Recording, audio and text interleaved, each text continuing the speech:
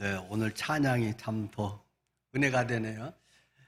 뭐 다른 것 좀 잘 몰라도 이 찬양 하나만 내 마음속에 정말로 살아있고 내 고백이 될 수 있으면 우리의 삶은 엄청 달라질 거다.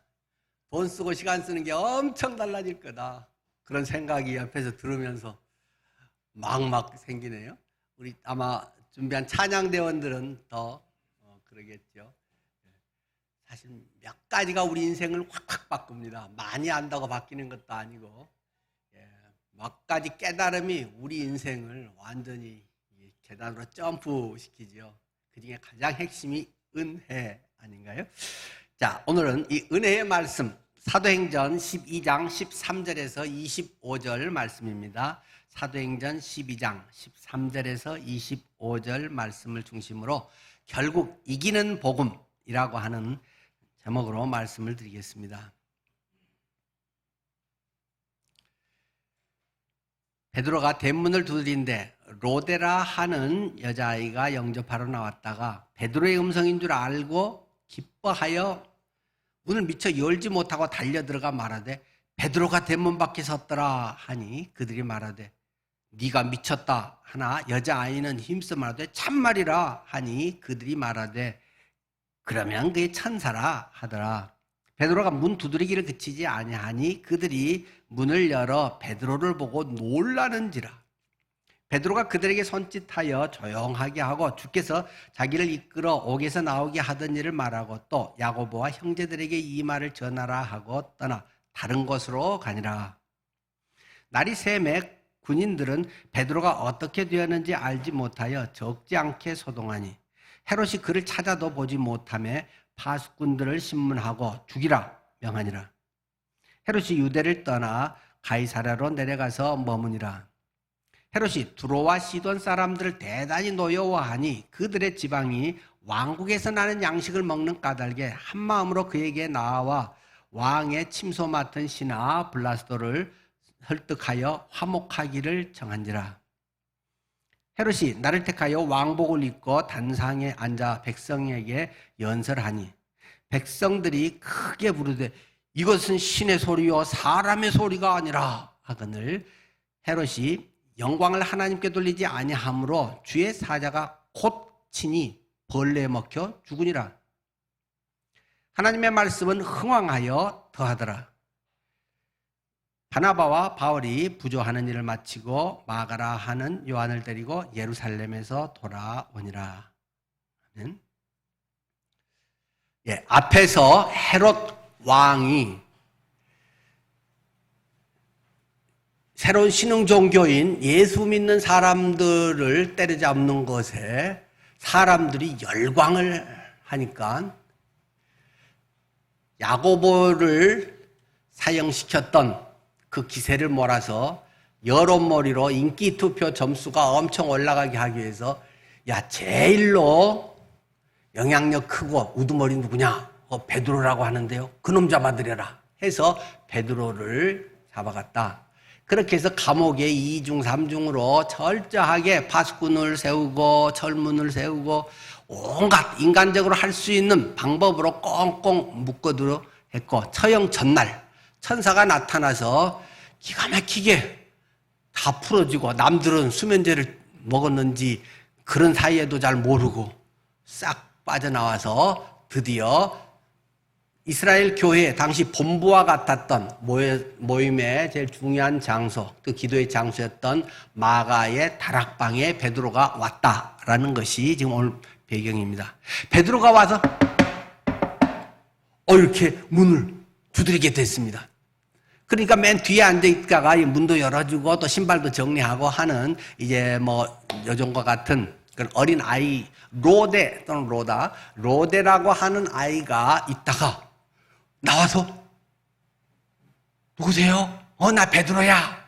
목소리를 듣고 너무 반가워서 미처 문은 안 열어주고 그냥 뛰어들어가서 베드로 사도님 왔어요. 베드로 목사님 돌아왔어요. 하고 말을 했다는 것입니다. 그게 무슨 장소였다고요? 그 장소는 베드로가 잡혀갔을 때 교회가 그를 위하여 간절히 기도하더라. 지난주 설교 본문에 2번 그 얘기 나왔잖아요. 교회가, 목사님이 잡혀가니까, 핍박이 교회에 와서 교회 위기가 오니까 교회에 모여서 간절히, 거기 있다가 다 잡혀가면 어쩌려고 위험을 무릅쓰고 거기 모여서 간절히 기도하고 있었다라는 것입니다.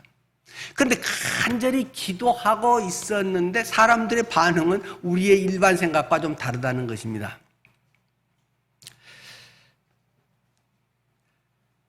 우리가 기도할 때 하나님께서 꼭 우리가 막 완벽한 믿음, 구하는 것은 받은 줄로 믿으라. 그렇게 기도할 수 있으면 얼마나 좋겠습니까? 또 그렇게 되기를 바랍니다. 그러나 그렇지 못할 때도 많은 것이 사실이잖아요. 또는 기도가 응답된 다음에도 내가 정말 기도해서 응답이 된 건지, 뭐 낫게 해주세요 했는데 때가 돼서 그냥 나은 건지, 어쩌다가 약 먹은 게 약발이 좋아서 나은 건지, 처음에는 하나님이 고쳐주셨어요, 응답하셨어요 하다가 슬그머니 우리 속에서 그런 생각이 막 오락가락할 때 있잖아요. 다 있잖아요. 우리의 마음은 하나님이 하셨어요, 하나님이 응답하실 거예요 막 기도하면서 열심히 하지만 막상 그것이 이루어지면 내가 또 열심히 한 것도 있지, 내가 한 가닥 하잖아, 뭐 여러 가지 자기 의의를 갖다 붙이기도 하고 그런 것들이 막 슬쩍슬쩍 끼어든단 말입니다. 여기에서 그들이 간절히 기도했어도 베드로가 정작 기도 응답이 그대로 이루어졌는데 안 믿었더라. 그 이야기를 하고 있는 것입니다. 그 사람들의 반응에 나와 있잖아요. 로데가 이야기하니까 네 미쳤어, 미친 거야. 지금 베드로 감옥에 있는데 어디 여기 나와서 문을 두드려. 미친 소리 하지 마. 그렇게 써져 있잖아요. 그러니까 그 로데 여자아이가 힘써 말로 아니라니까요, 참말이에요 라고 힘줘서 이야기를 했다. 그러니까 그들이 말하면 얘가 미친 건 아닌 것 같은데 방금까지 기도도 잘했는데, 예, 그러면 천사나 보다. 베드로 천사야, 천사가 왔나 보다. 그렇게 띄어붙이기 쉽잖아요. 안 보이니까. 뭐 이거 맞고 틀리고 말할 수도 없으니까 사람들이 애매하고 잘 모르는 것을 아예 하나님이 하셨어, 영이야, 천사야, 이렇게 얼렁뚱땅 넘어가잖아요. 베드로 천사겠지 뭐. 그들이 기도한 것은 베드로가 그 감옥에서 풀려서 내일 처형되는 날인데 거기서 풀려서 돌아와서 우리와 함께 하나님의 복음을 전하고 하나님의 일을 할 수 있게 해주십시오. 지금 그 기도를 지금 1초 전에까지도 하고 있었는데 정작 하나님의 응답이 오면 모르는, 16절에 있는 것처럼 놀라는 거죠. 베드로가 문 두드리기를 기치지 아니하니 안에서 아이 미친 거야, 아이 천사야 이러고 있는데 계속 문 두드리는 소리가 들립니다. 아이 빨리 문 좀 열어. 문.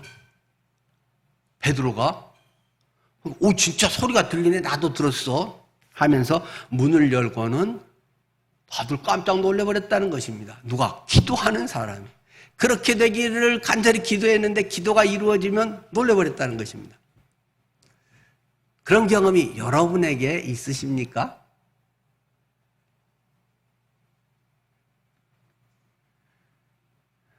완벽한 믿음의 사람들이어서 이라면 혹시 몰라도 내 기도가 이루어진 것은 내가 놀라버릴 때가 많습니다. 물론 기도 별로 안 한 사람은 놀랄 것도 없지요. 뭐 이성적 신앙생활만 한 사람은 뭐 그런 거겠어요. 이성적 해석이나 하고 있지. 기적은 위기 속에서 경험되는 것입니다. 인간의 힘으로 불가능한 속에서 하나님의 하신 기적이 체험되는 것입니다. 이성으로, 논리로 기적은 체험되지 않습니다. 자칫하면 신앙생활을 오래 한 사람이 아까 두 번째처럼 그러면 그거 주의 천사야, 영이야, 신앙생활 오래 했다는 겁니다. 들은 게 많다는 겁니다. 지식으로.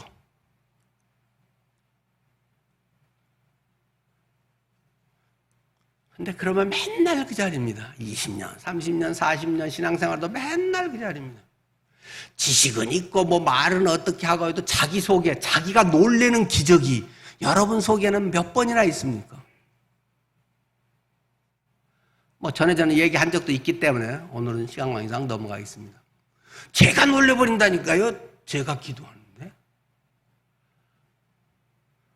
저는 뭐 원불교 거기 또 뭐 노인 병원 중환자실에 치매로 있고 전날부터 의식불명으로 꼼짝도 못하던 분이 제가 딱 만나서 첫 마디가 부치님 저는 목사입니다. 그러니까 눈을 딱 떠버리더라니까요.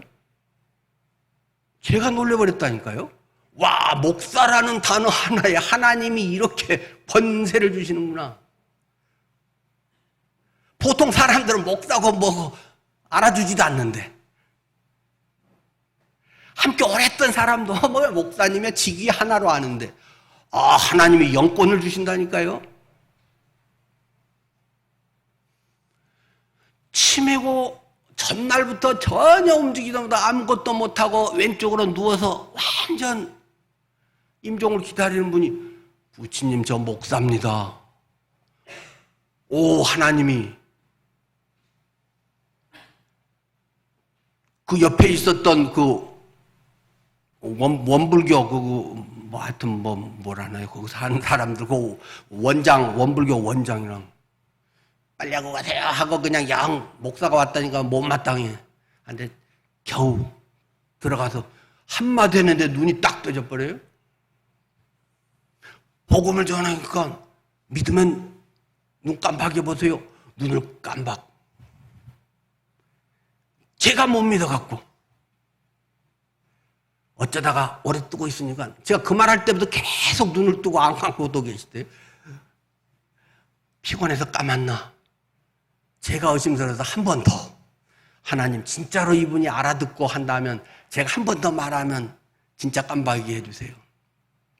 부치님 다시 정말 믿으면 받아들인다면 눈을 한번 깜빡여 보세요. 정확하게 1초도 차이도 없이 깜빡하고 그날 오후에 일어나 앉았다니까요. 뭐 제가 능력이 있나요? 제가 놀랬다는 거예요. 여러분은 그런 경험이 있습니까? 여러분의 기도에 응답하신 하나님. 그래도 그런 게 여러 번 있어야 뭔가 예수 믿는 파워가 있는 거 아닐까요? 뭐 꼭 기적을 추구하는 건 아니지만 적어도 그런 게 여러 번 있어야 목사 노릇도 할 수 있는 거 아닐까요? 뭐 성경 풀어준다고 이게 뭐 되는 일입니까? 놀라기 위해서는 기도해야 됩니다. 기도는 나를 놀라게 합니다. 내 자신이 놀란 적 없으면 내가 기도에 힘써야겠다. 너무 기도를 안 한 거 아닌가? 난 너무 완벽하게 기도했기 때문에 놀랄 것도 없이 당연하지 그런 거 아닌가? 한번 점검해 보실 필요는 있습니다. 자, 그래서 베드로가 17절에 그들에게 손짓해서 조용하해라. 조용하게 하고는 주님께서 어떻게 해서 여기까지 오게 했는지 간증을 했다는 것입니다. 저 같으면 김 목사 살아서 돌아왔어 하고 뭐 이게 막 소리 치고 할 텐데 그럼 옆 사람이 그거 들리면 깨면 잡혀갈 수 있잖아요.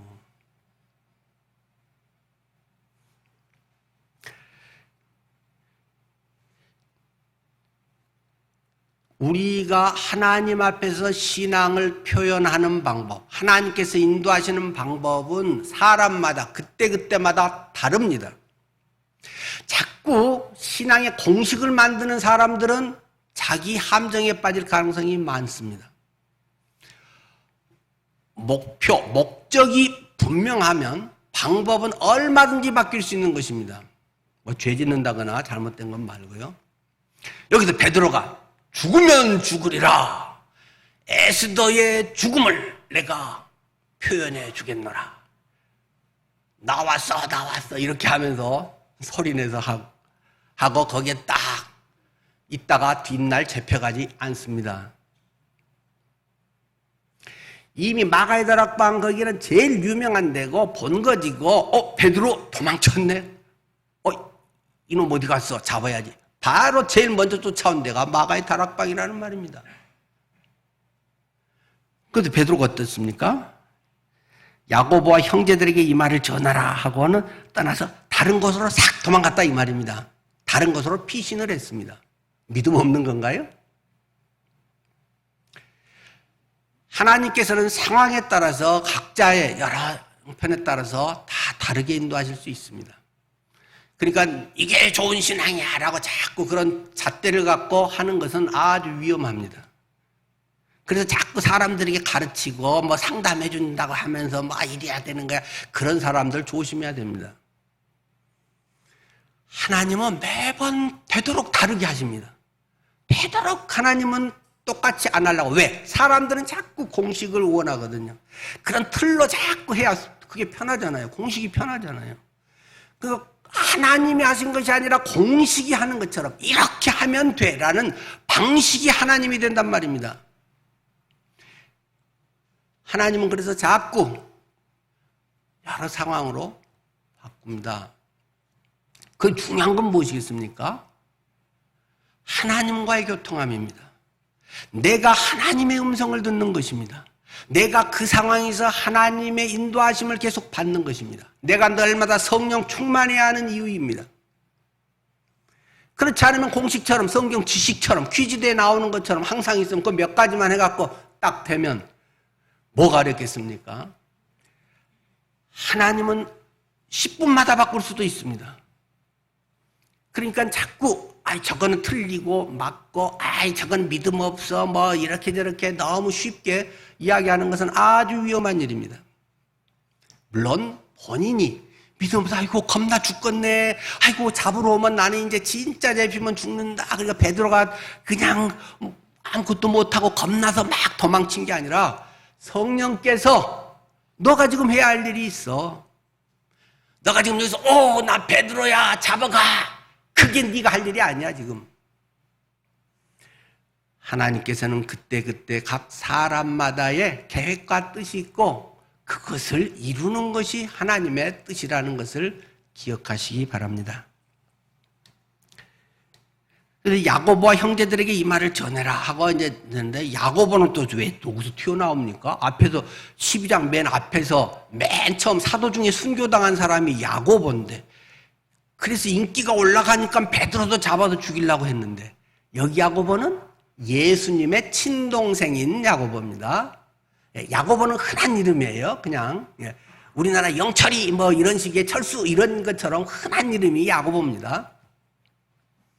그래서 세베대의 아들 야고보 뭐 이런 식의 이제 아버지 이름을 붙여서 조금 더 구체화시키고 이제 이렇게 하는 거잖아요. 거기서 사도들은 늘 돌아다니면서 일하고 사도들은 뭐 목회자 물론 목회기도 하지만 그냥 그 순회 전도자라고 하는 게 좀 더 가깝겠죠. 그래서 그것을 쭉 한 곳에 정착하면서 쭉 하는 이런 사람은 예수님의 친동생인 야고보가 담임 목사격으로 이렇게 했다라고 보면 됩니다. 나중에 예루살렘 회의 뒤에서 또 야고보 영향력 나오잖아요. 그렇게 해서 야고보 목사님한테 이렇게 잘 전달해 주시오 하고 다른 곳으로 살짝 피신을 해서 또 주님의 일을 했다는 것입니다. 그러니까 어떤 일에 막 담대하게 죽으면 죽으리라 목에 칼이 들어와도 내가 뭘 안 해 뭐 이런 걸 와 믿음 좋다 믿음 좋으니까 그것도 할 수 있는 거잖아요. 그렇게 안 한 것에 대한 것을 뭐 변절자처럼 너무 쉽게 우리가 생각하고 나는 이렇게 하리라 그렇게 정하는 것도 별로 좋은 건 아니에요. 그때그때 주께서 뭘 하는가 내 목숨이 두려워서가 아니라 하나님이 나를 통해서 이루실 무슨 뜻이 있는가를 발견하는 것이 중요하다는 말입니다. 바울도 막 다메섹에서 죽이려고 하니까 광주리 타고 성 밖으로 도망쳐가지고 왔다 그런 말을 하잖아요. 종종 전도하는 사람들이 사도행전 넣고 막 도망친 이야기가 자주 나오잖아요. 자, 이렇게 해서 복음이 결코 꺾이지 않고 계속 또 증거되고 있는 것을 보게 됩니다. 그래서 뒷날 이 처형을 하려고 베드로 잡아들 끌어내오너라 했는데 갔더니 베드로가 없다는 것입니다. 황당하고 헤롯은 얼마나 또 자존심 상했겠어요. 사람들 앞에 딱 뻔때를 보이고 인기 높이는 여론조사에서 완전히 대박칠 수 있는 사건인데 없어져 버린 거잖아요. 그래서 노발대발 어떻게 된 거야? 없는데요. 이것들이 잘 지켜야지 잠을 자고 가는 줄도 몰라 하고 그 파수꾼들을 저놈들 죽여. 그래서 죽여버렸다는 것이죠. 그 당시 그 법으로 파수꾼들, 이 간수들이 죄수를 이제 지켜야 되는데 만약에 죄수를 못 지키고 도망가거나 하면 그 죄수의 형벌을 간수가 그럼 네가 대신 받아 해서 받은 것입니다. 베드로는 지금 사형 선고를 받은 사람이기 때문에 그러면 니들 사형. 그래서 죽였다는 것이죠. 그리고 씩씩거리면서 이제 파수꾼을 신문하고 죽이라 명하니라. 헤롯이 유대를 떠나 가이사랴로 내려가서 머무니라. 헤롯 아그리파 1세 그가 원래 사는 집이 왕궁이 있는 데는 이 가이사랴예요. 지중해 연안에 예루살렘에서 쭉 올라갔죠.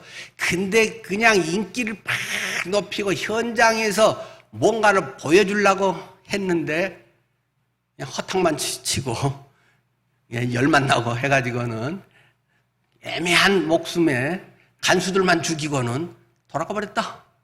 그 이야기가 본문에 나와 있습니다.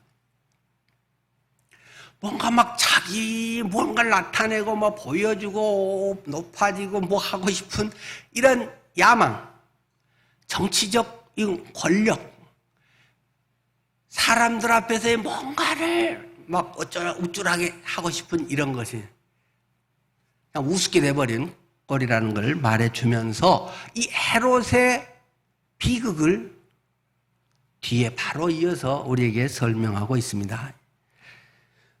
자, 장면은 바뀌어서 가이사랴 지금 거기 헤롯이 이제 왕궁이 있는 그곳인데 그 바로 위쪽에 가면 두로와 시돈이라고 하는 지역이 있죠. 두로와 시돈 그런데 그 지역 사람들이 이제 페니키아인들의 또 후예들 또는 뭐 다른 여러 가지도 많았지만 근데 곡물은 양식은 주로 이 헤롯이 다스리는 지역에서 양식을 사다가 먹었습니다. 그런데 헤롯이 뭔 이유인지는 잘 모르겠지만은 그 두로와 시돈 이놈들 꼴보기 싫어 죽겠네 하면서 대단히 못마땅히 여겼다. 오늘 본문에 있죠. 두로와 시돈 사람을 대단히 노여워하니 그놈 자식들 야, 그 양식 팔지 마라. 관세 50% 올려버려. 뭐 이렇게 해서 뭐 무역 장벽을 세우고 양식을 안 팔고 그러니까 그 두로와 시돈 사람들은 뭐 굶어 죽게 생겼고 그러니까는 둘이 사이가 별로 안 좋은데 이제 의전 비서실장인 블라스도에게 이제 로비를 했죠. 아이 제발 헤롯 왕하고 우리 좀 만나게 좀 해줘. 우리가 만나서 잘 또 구슬릴게 비유 맞춰줄게. 당신이 다리 좀 놔. 그래서 이제 블라스도가 헤롯 왕님 뭐 그럴 것까지 있습니까? 뭐 그 사람들이 이렇게 만나자고 간청을 하는데 좀 만나 주시죠. 그러니까 못마땅히 했지만은 이것들 이제 나한테 이제 굽혔지. 무릎 꿇었어. 니들 나한테 이제 굽히고 들어온 거야. 건방진 놈들. 이제 이런 식으로 하면서 그냥 왕복을 크게 아주 호화판으로 차려입고 거드름을 피우면서 이제 걸어 나갔다는 거죠. 그렇게 해서 이제 뭐 이야기를 하면서 일장 연설을 또 했다는 거 아닙니까? 그랬더니 그 두로와 시돈 거기 사람들이 그것을 듣고는 열광적인 반응을 합니다. 와, 명년설이십니다, 헤롯 왕이요.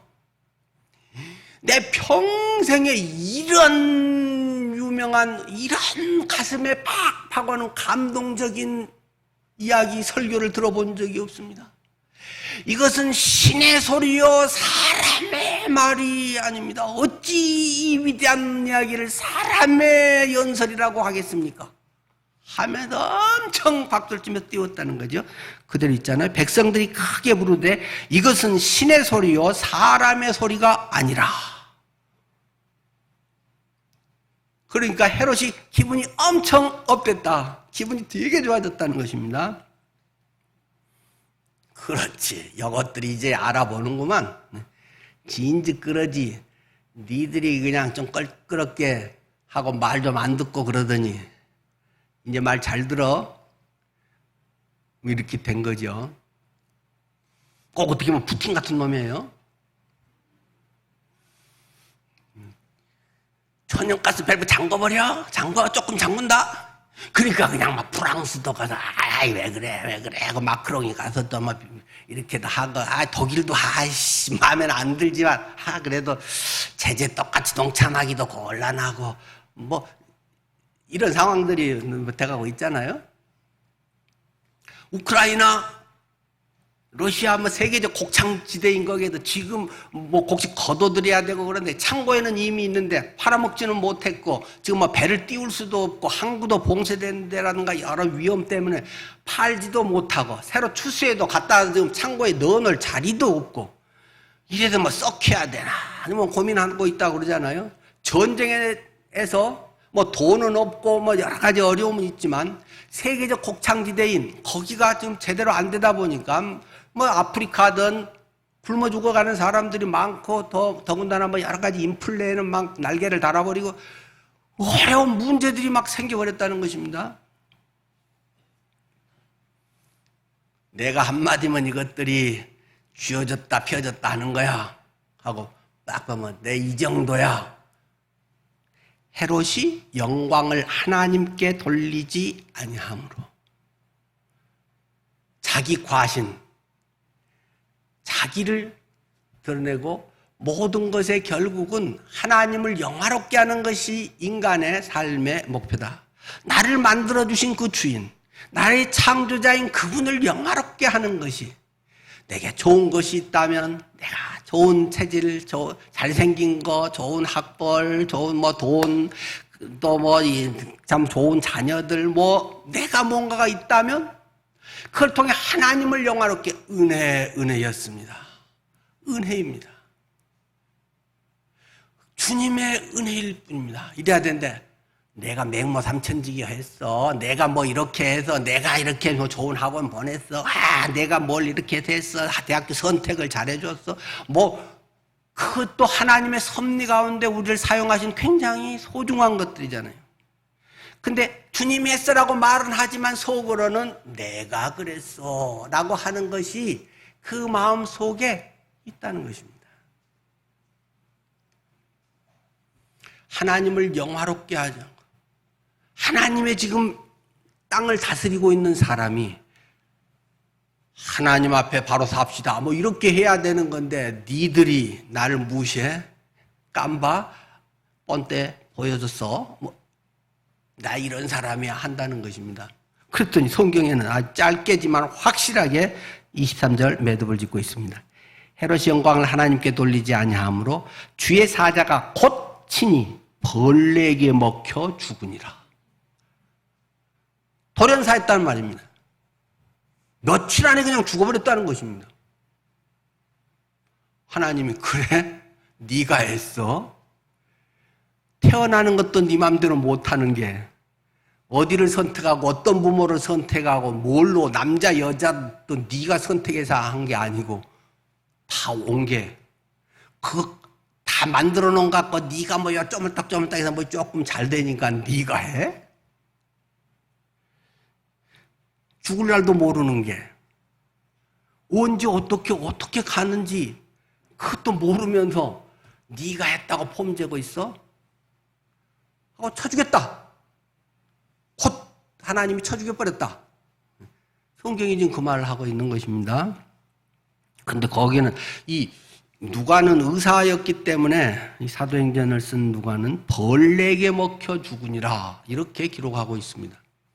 벌레가 뭔지 모르죠. 뭐라 또 의학적이고 전문적인 분들은 그게 뭐 무슨 병이 뭐 어떻게 해서 장에서 어떻게 되고 뭐 그런 또 뭐 책도 있습니다. 또 어떤 분들은 뭐 이게 세균, 바이러스 같은 것들이 눈에 보이지는 않지만 이런 것들이 어떻게 뭐 세균 감염이 됐는지 장염이 돼갖고 뭐 했는지 또는 뭐 어떤 분들의 책에서는 하여튼 속이 뭐 장이 유착되는지 꼬였는지 어떻게 해갖고 뭐 썩었는데 거기에서 막 구더기가 생겨가지고 막 욕창 걸리면 막 구더기 생기고 그러잖아요. 구더기가 생겨서 막 구더기가 거기서 막 뻑뻑 기어 나오고 하는 것을 이제 보고 벌레에게 먹혀 죽으니라 이렇게 기록했을 것이다 라고 뭐 학자들 이야기하는데 뭐 어떤 거든 뭐 그 뭐가 문제겠어요? 죽었다는 거죠.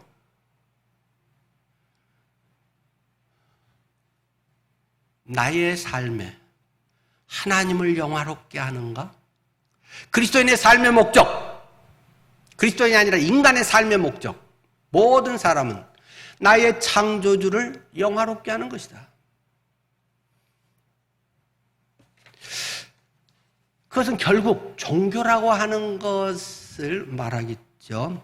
종교는 무엇입니까? 뭐 간단하고 편하게 이야기하자면 한자식으로 이야기하면 종교, 마루종 가르칠교, 마루의 가르침, 마루라고 하는 건 꼭대기, 가장 우두머리 그걸 마루라고 하잖아요. 순우리말로. 꼭대기, 가장 으뜸된 가르침, 뭐 그것을 종교라고 그 한자는 표현합니다. 우리 인간의 가장 으뜸된 지식은 무엇입니까? 인간들의 가장 으뜸된 지식은 자연과학인가요? 사회과학인가요? 철학입니다. 인간 지식의 총안은 인간 지식의 모든 것의 궁극적인 것은 철학입니다. 내가 왜 이 일을 하지? 내가 성공을 하고 잘 되고 뭐가 건강하고 그래서 내가 이렇게 살아서 어떻게 되지? 내가 이러려고 살았나? 흔히 막 아주 어려운 것들을 성취하고 난 다음에 그 다음에 참 허탈한 마음이 오히려 들더라. 내가 평생을 걸고 한 것에 정상에 올라와 보니 이게 이건가? 그걸 위해 내 인생의 전부를 아등바등하며 바친 건가? 허망한 마음이 듭니다. 왜 살지? 그렇게 해서 어쨌다는 거지? 그래서 먹고 살기 좀 편하고 뭐 이렇게 좀 뭐 좋은 일도 할 수 있고 그게 내 인생의 본분인가? 철학이잖아요. 그것을 예술이라든가 여러 가지로 이제 표현을 하고 뭐 예술 철학 이런 것도 있잖아요. 그런 것의 궁극적인 의문, 그걸 탐구해 가는 것, 그것을 종합적으로 말하면 철학이라고 할 수 있을 것입니다. 인간 최고 학문은 철학입니다. 그런데 철학은 인간의 세계의 이야기고 신의 세계 영역을 다루지는 못합니다. 그런데 신의 세계와 인간의 세계의 접촉점, 우리가 이해할 수 없는 내가 어디서 와서 어디로 가는가 하는 것은 과학이나 철학의 의문이 해결하는 건 아닙니다. 의문을 갖고 대답을 주는 것은 없습니다. 나름대로 난 이거다라고 이제 뭐 그렇게 나름대로 찾아가는 것이지 그것이 신의 영역과 인간의 영역의 이 최고점에 만나서 하는 것을 종교라고 말하는 것입니다. 보편적으로 이 종교라고 말하는 모든 것은 인간의 모든 것의 끝과 하나님의 영역이 접촉점으로 만난 것이 종교입니다. 그래서 가치관, 왜 살지? 이거 잘해서 어쩌다는 거지? 그래서 9988에서 어쩌다는 거지? 그런 우리의 질문, 인간이 또 해결할 수 없는 영역이 많이 있습니다. 옛날 내가 왜 그랬을까 하고 죄책감이 들기도 합니다. 그러한 것들에 대해서 앞으로 나는 그러면 선하게 살아야지. 그러면 옛날에 내가 남에게 막 비수 같은 말을 하고 상처 주고 했던 것이 내가 다른 사람에게 잘하면 그 사람 마음에 그게 사라집니까? 어머니 돌아가시기 전에 어머니에게 그냥 때로 그냥 성질나서 험한 말 한 게, 돌아가시고 나서 내가 뭐 제사를 잘 지낸다거나 뭘 잘하면 어머님이 오해가 풀어지고 어머님이 그 해결이 될까요? 어머님은 다 이해를 하셨겠지만 인간의 영역과 하나님의 영역은 서로 해결할 수 없는 영역들이 있다는 겁니다. 그래서 하나님이 신이 개입을 해야 되는 것입니다. 하나님이 예수의 신이신 그분이 예수의 인간을 먹고 몸을 입고 똑같이 와서 그 접촉점을 통해서 내 과거의 죄, 또 지금도 짓고 있는 죄, 드러나지 않지만 속으로 교만, 자기 의에 빠져 있는 죄, 또는 음흉한 음탕한 마음을 먹고 욕망을 발산하기 위해서 막 고상한 척한 그런 죄, 앞으로의 의도치 않지만 또 분위기 맞춰야 되기 때문에 또 지어야 되는 죄, 많은 이런 영역은 내 힘으로 되는 게 아닙니다. 내 의지만으로도 되는 게 아닙니다. 그렇기 때문에 이 모든 것을 예수 그리스도 그분이 다 걸머지고, 그건 사형죄지, 죽일 놈이지. 그래서 예수님이 죽일 놈이 돼서 죽어주셨다. 사람들은 예수에게 뭐 죽일 놈, 살릴 놈, 뭐 살인자 5만 가지를 덮어서 다 씌워가지고 죽였다는 것입니다. 나를 위해서, 내 죄를 용서하기 위해서. 그래서 해결해 주었다는 것입니다. 그래서 그 안에 가면 그것이 홀랑 내 것으로 인정이 된다는 말이죠. 그것이 은혜이고 그것이 구원이고 그것이 복음 아닙니까? 우리가 몇십 년 살아가는 이 세상에서 성공하고 인기 있고 권세를 갖고 그런 것은 이 세상 살아가는 데는 절실하고 매우 힘이 되고 중요한 것입니다. 누가 그것을 부인할 수 있겠습니까? 그렇지만 그것이 전부일 수 없다는 사실, 전부가 아니라는 사실에 우리의 눈을 떠야 됩니다. 하나님의 관점에서 볼 수 있어야 한다는 것입니다. 저는 자주 생각합니다. 목사는 뭐 하는 사람이야 도대체? 예배 인도하고 이게 목사냐? 그러기도 하겠죠. 저는 나름대로 이렇게 정의를 합니다. 목사는 말씀의 바늘로 허풍선의 풍선을 터뜨려주는 사람이다. 그리고 터뜨려진 그 자리에 약을 발라주는 사람이다.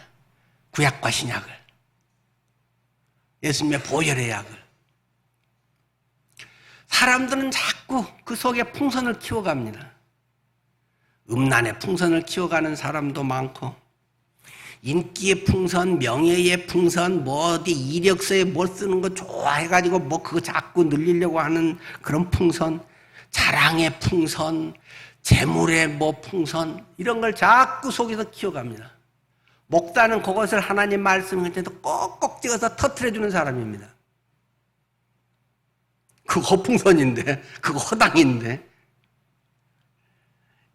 애들이 풍선 갖고 막 노는데 풍선 터지면 막 에 하고 웁니다. 왜 그래요? 풍선이 터지면 아픕니다.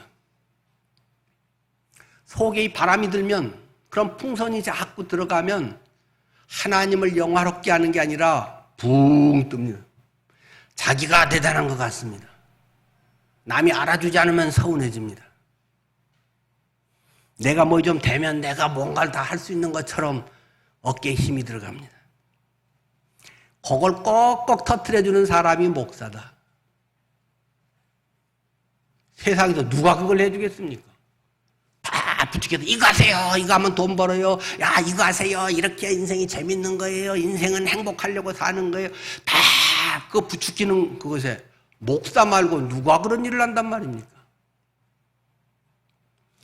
성공했다고 갔는데 허망하네.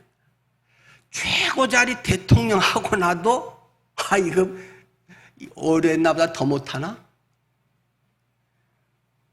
그 공허함의 자리를, 그 빈자리를 당신은 본래 하나님이 그렇게 만들어져 있어서 하나님이 그 공간 채우지 않으면 참 만족이 없는 거예요. 풍선 터진 자리가 빈 공간으로 남아있는 것입니다. 그 자리를 예수 그리스도로 채우게 가르치고 전하는 사람을 목사다. 어떻게 보면 제가 똑똑한 생각이 나나 모르겠어요.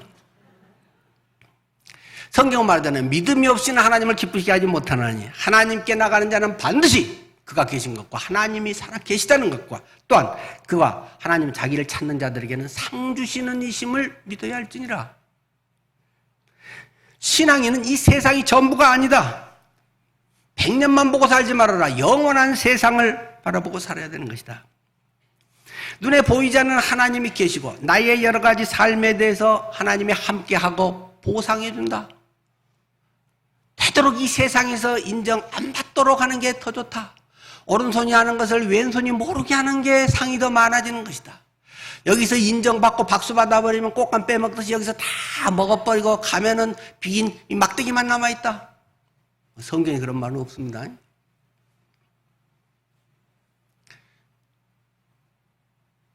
우리가 이 세상에서 보는 것, 아는 것, 그렇게 하다가 죽으면 천국 가지. 나만 죽으라고 생각 죽는데요. 천국 간다니까요. 얼마나 복이냐. 나쁘게 말하는 잘못되면 천국 가는 거고 잘되면 이 세상에서도 무병장수하고 누리다가 천국 가고. 뭐가 문제냐? 근데 이 세상에서 아동바동하게 뭐 이렇게 되고 뭐 안 되고 안 되고 열불나고 뭐 이렇게 해서 해가지고 뭐 여기 맞네 틀리네 해가면서 그래서 그 천국에 무슨 관계가 있나? 회사 기업 차렸나? 자선단체 차렸나? 그건 아니잖아요.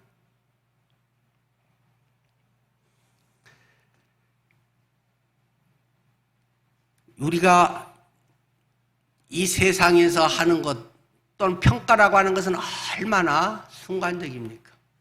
정치인들의 인기도 막 이렇게 저렇게 되고 누가 막 대단하다 막 이렇게 하는데 우리가 볼 수 있는 것은 지극히 일부입니다. 아까 우리 찬양 인도하는 이성령 집사님 어디 머리 뒤에 고무줄에서 꼬랑지를 이렇게 만들어 갖고 찬양 인도를 앞에서 하나? 교회에서? 이거 나올 때 머리 좀 단정히 깎고 오지. 뭐 그런 분도 있을 것입니다. 왜 그런가요? 소와 암이나 어린 아이들이 머리 빠지고 이런 것들은 아이들 가발 만들어주는 그런 거 있거든요. 그래서 그 어른들나 이런 사람들의 머리를 좀 길어서 그 머리를 이제 어느 정도 길면 잘라서 기부를 하면 그 소아암이나 이런 아이들 가발 만들어주는 거 거기 동참하고 있는 거거든요. 사랑이랑 그 식구들 다 그렇게 해서 뭐 아마 지난번 기부도 했고 지금 또 그래서 기르고 있어요. 어떤 한 면을 보면 저렇게 하고 뭐 깔끔하기도 안 하고 저렇게 와서 저러냐? 얼마든지 편견으로 볼 수 있지만 또 다른 측면에서 소아암 아이들을 위해서 머리를 길러서 그걸 잘라서 기부를 하는 일을 조용히 하고 있구나. 그걸 내가 오해했구나. 이럴 수도 있는 거잖아요. 실제 그렇게 하고 있고. 그러니까 우리의 판단, 생각은 단편적이란 말입니다. 어느 거 보고 저게 맞네 틀리네 이러면 돼 안 돼 아이고 불편해 아이고 나 피곤해 그냥 즉흥적이고 감각적인 것일 가능성이 많단 말입니다. 신앙인은 종교는 보이지 않는 것을 추구하는 것입니다. 우리가 바라보는 것은 보이는 것이 아니요 보이지 않는 것이니 보이는 것은 잠깐이요 보이지 않는 것은 영원한 것이다. 그렇게 살자고 모인 사람들이 교인이란 말입니다. 그렇게 모인 사람들이 교회를 이루고 난 그러다가 주님 만날래 하는 사람들의 집단이 교회라는 것입니다.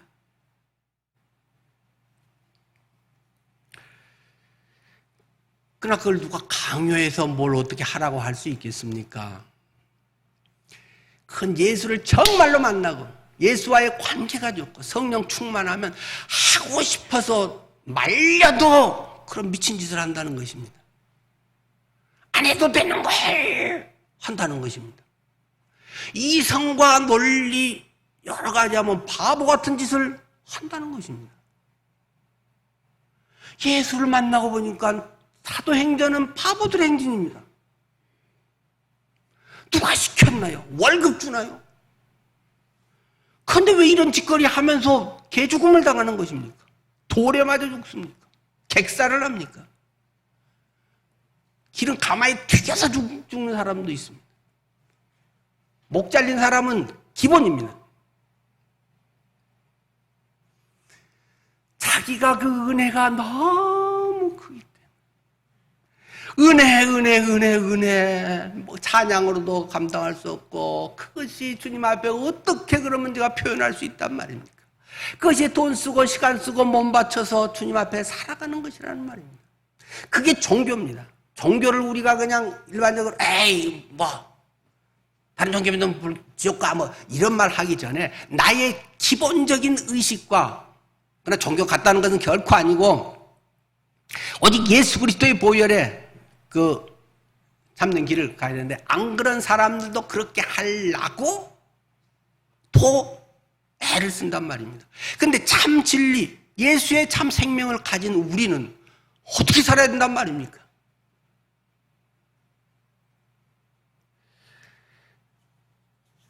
내가 추구하고 있는 신앙 예수 믿어서 어쩌자는 것입니까? 복 받으랍니까? 그 시간에 딴 거 하는 게 더 훨씬 도움되는 게 많습니다. 복이라고 하는 것이 하나님의 말할 수 없는 기쁨, 물질적이고 알아주는 이런 것 할 수 있는 대로 안 하려고 애를 쓰고 몰랄 때 몰래 와서 화장실 청소하고 근데 이제 청년 때 해보니까 기분 되게 좋대요. 주일날 한 5시, 6시쯤 얼른 청소해놓고 집에 가서 밥 먹고 예배하고 뭐 좀 그런 적들이 있는데 기뻐요 그런 게. 난 맨날 청소당번을 했습니다. 종교라는 것은 그런 것이다. 신앙은 그런 것 아닐까요? 신앙을 자꾸 논리로 하고 비교하고 따져서는 아무것도 할 수 없습니다. 사실 어떻게 보면 아무것도 안 해도 됩니다. 교회 안 와도 누가 뭐라고 해요? 내가 안 다니겠다면 꾸신 거지. 그러나 정말 은혜가 내 속에 있으면 주님과의 그 감사와 교통함이 내에 있으면 인생이 달라지게 되어 있습니다. 영생을 알면 그렇게 살아가게 되어 있다 하는 것을 사도행전이 계속 그거 보여줍니다. 사도행전 뭐 구체적으로 이걸 뭐 단어 풀이라고 알면 그거 뭐 하겠습니까? 좀 지나면 다 잊어먹는데. 근데 최근에 그 제16회 반 클라이반 그 콩쿠르 피아노 세계적인 피아노 콩쿠르가 있었잖아요. 거기에서 우리나라 임윤창 군이 역대 최연소 18살에 우승을 했습니다. 임윤창 군이 외국에 나가서 뭐 배운 것도 아닌데 지금 한국예술종합학교 거기 학생인데 근데 걔가 인터뷰한 걸 보고 우와 감동이 되고 제가 부끄러워지대요. 그걸 보면서 나는 무슨 신앙인지 뭐 모르겠어요. 거기 음악이라는 것 대신에 예수라고만 바꾸면 정말 성숙한 그리스도인, 성숙한 성직자의 모습 같다. 그런 생각이 되게 확 들어서 나누고자 합니다. 한번 같이 보시죠.